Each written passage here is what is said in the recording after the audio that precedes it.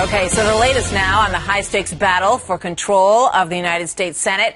In Iowa, Senate candidates faced off in a contentious debate last night. They've had a few of these, and it became clear that President Obama's policies, as far as this debate goes, will be on the ballot. I don't support Obamacare. However, the congressman has voted for Obamacare and continues to defend it today. It's not perfect, but we need to fix it and improve it instead of doing what you would do, which is vote 50 times to repeal it.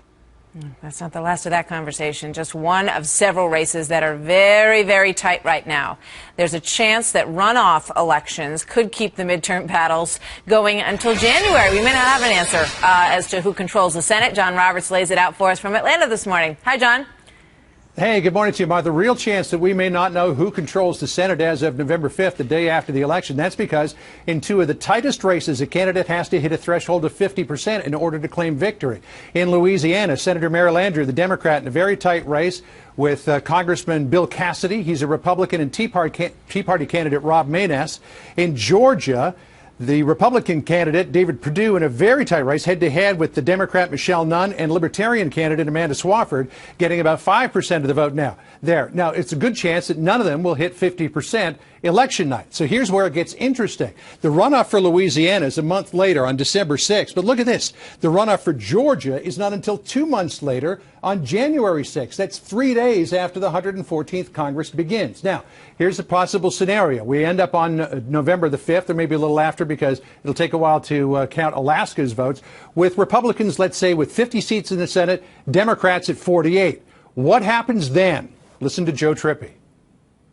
If we have runoffs in Louisiana or Georgia or both, and the Senate, the balance in the Senate is on the line, it's going to be a Donnybrook beyond anything we've ever seen. I mean, I think it could get into the hundreds of millions of dollars in huge fights.